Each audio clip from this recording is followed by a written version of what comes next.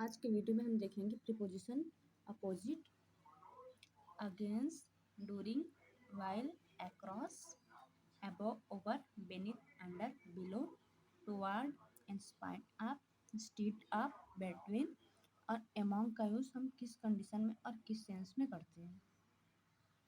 हमारा first preposition है opposite. Opposite का यूज़ हम के विरोध में या के सामने फिर आमने सामने के सेंस में करते हैं। जैसे मेरे ऑफिस साईं मंदिर के सामने है। My office is opposite Sai temple. Mister Sharma mister Verma के विरोध में है। Mister Sharma is opposite mister Verma. Next है अगेंस्ट। अगेंस्ट का मतलब होता है के खिलाफ। तुम अपने परिवार के खिलाफ नहीं जा सकते। You can not go against your family. मैं अपने दोस्त के खिलाफ नहीं बोलूँगा। I will not speak against my friend. Third है डूरिंग। डूरिंग का यूज़ हम के सेंस में करते हैं। मेरी छुट्टियों के दौरान मैं शिमला जाऊंगा। During my holidays I will go to Shimla. वह अपने स्कूल दिनों के दौरान अंग्रेजी में बहुत कमज़ोर थी। She was very weak in English during her school days. Next है वाइल।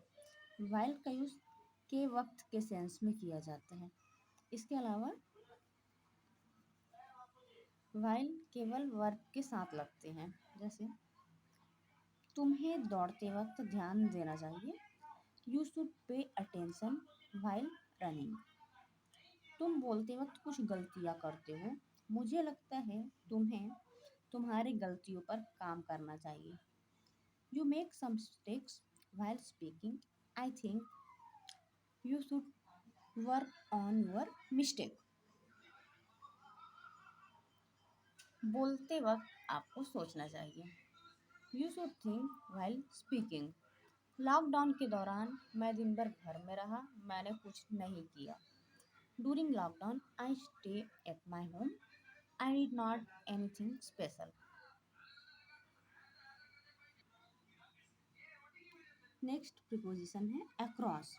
अक्रॉस का यूज़ आर पार, दूसरी ओर या फिर सभी ओर के सेंस में किया जाता है। एग्जाम्पल देखेंगे। आप दर्पण के आर पार नहीं देख सकते लेकिन ग्लास के आर पार देख सकते। You can see across the mirror but you can see across the glass. क्या आप रोड के आर पार जा सकते हैं? Can you go across the road. इस सेंटेंस में क्वेश्चन किया जा रहा है।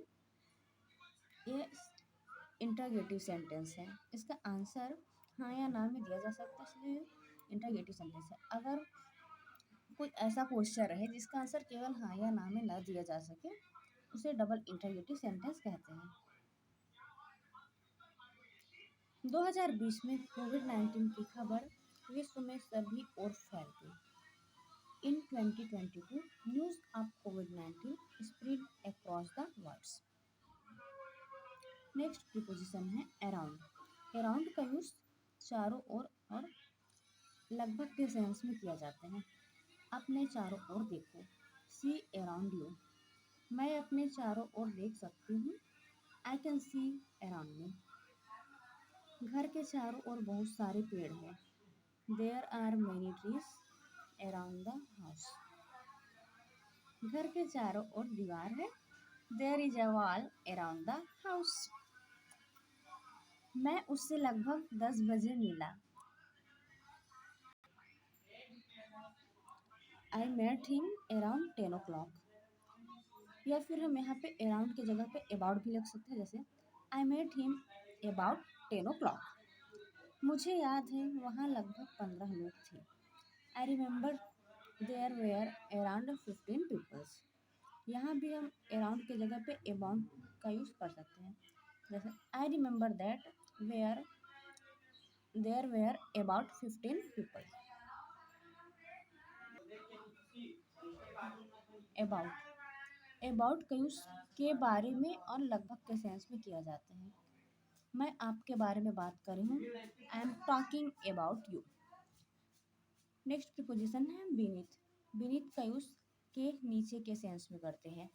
जब कोई चीज़ किसी के नीचे हो और उनमें फिजिकल कांटेक्ट हो तब हम बेनेथ का यूज़ करेंगे। जैसे सेल फोन तकिया के नीचे है, इसमें सेल फोन और तकिए के बीच में फिजिकल कांटेक्ट है तो हम यहाँ पे बेनेथ लगाएंगे।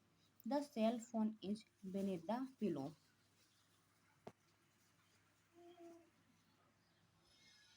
नेक्स्ट प्रीपोजिशन है अंडर। अंडर का यूज भी के नीचे के सेंस में किया जाता है, लेकिन इसमें फिजिकल कांटेक्ट नहीं होना चाहिए। For example cell phone table के नीचे है। अब इस सिचुएशन में सेल फोन और टेबल के बीच फिजिकल कांटेक्ट नहीं है। The cell phone is under the table. बच्चे पेड़ के नीचे खेल रहे हैं। Children are playing under the tree. Age limit और अमाउंट में भी अंडर का यूज करते हैं। नेक्स्ट है बिलो। बिलो का यूज भी के नीचे के सेंस में किया जाता है। जनरली इसका यूज रेटो या फिर परसेंट के साथ किया जाता है। जैसे वह 10वीं में 60% के नीचे बनाया या लाया। He got below 60% in 10th class. Next है ओवर। ओवर का यूज के सेंस में किया जाता है। कम दूरी होने पर हम ओवर का प्रयोग करेंगे। जैसे मैंने शर्ट के ऊपर कोट पहनी है। I am wearing a coat over a shirt. इसमें शर्ट और कोट के बीच डिस्टेंस काफ़ी कम रहता है, तब हम यहाँ पे ओवर लगाएंगे। लेकिन अगर यहाँ पे डिस्टेंस ज़्यादा है तो एबो का यूज़ करेंगे। रेल ट्रैक के ऊपर फ्लाई ओवर बनी है। There is a flyover over the train track. Next preposition है एबो। एबो का यूज के ऊपर के सेंस में किया जाता है। ज़्यादा दूरी होने पर या असीमित दूरी होने के सेंस में हम इसका यूज करेंगे। मेरे सिर के ऊपर से प्लेन उड़कर जा रहा है। अ प्लेन इज फ्लाइंग एबो माई हेड। इसमें ट्रेन और प्लेन और सर के बीच में काफ़ी ज़्यादा दूरी हो रही है, इस कंडीशन में हम एबो का यूज़ करेंगे। नेक्स्ट प्रीपोजिशन है बिटवीन। बिटवीन का यूज़ के बीच में के सेंस में किया जाता है। दो के बीच में होने पर बिटवीन का प्रयोग करते हैं, और दो या दो से अगर ज़्यादा है, 3, 4, 5, तो उस कंडीशन में एमॉन्ग का प्रयोग करेंगे। राम और श्याम के बीच प्रतियोगिता है। There is a competition between Ram and Shyam. Next preposition है एमॉन्ग। दो से ज़्यादा के बीच होने पर हम एमॉन्ग का प्रयोग करेंगे। फॉर एग्जाम्पल राम, श्याम, सोहन और मोहन के बीच प्रतियोगिता है। There is a competition among Ram, Shyam, Sohan and Mohan. तो अगर दो के बीच का बात करें तो हम बिटवीन लगाएंगे, और दो से ज़्यादा के बीच में बात करना तो फिर हम वहाँ पे एमॉन्ग का प्रयोग करेंगे। नेक्स्ट प्रीपोजिशन है इंस्टीड ऑफ। इसका यूज़ की बजाय के सेंस में करते हैं। बोलने के बजाय तुम्हें सुनना चाहिए। You should listen instead of speaking. यहाँ बैठने के बजाय आपको वहाँ जाना चाहिए और उनकी मदद करनी चाहिए। Instead of sitting here you should go there and help him. आपको हिंदी सीखने के बजाय अंग्रेजी सीखनी चाहिए।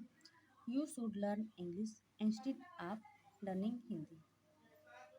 खाना खाने के बजाय आपको पहले अपने हाथ धोने चाहिए। Instead of eating food first you should wash your hand.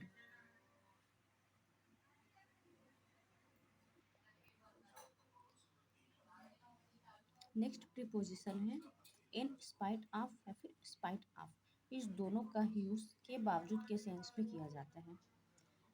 In spite of या फिर स्पाइट ऑफ का प्रयोग हम तीन तरह से कर सकते हैं। एक है पर्सन के साथ, दूसरा वस्तु के साथ, तीसरा वर्ब के साथ। इन स्पाइट ऑफ या फिर स्पाइट ऑफ का प्रयोग हम जब पर्सन के साथ करते हैं तब उसमें बिंग लगाते हैं, बिंग प्लस पर्सन। इसका यूज जब हम थिंग के साथ करेंगे तब हम हैविंग लगाते हैं, having plus thing. In spite of या फिर स्पाइट ऑफ का प्रयोग जब हम वर्ब के साथ करते हैं तो उसमें हम वर्ब के साथ आईएनजी लगाते हैं। इन स्पाइट ऑफ या फिर स्पाइट ऑफ का कुछ एग्जांपल देखेंगे हम। एक अच्छा डॉक्टर होने के बावजूद वह मरीज की जान नहीं बचा सका। इन spite of being a good doctor, he could not save the life of the patients.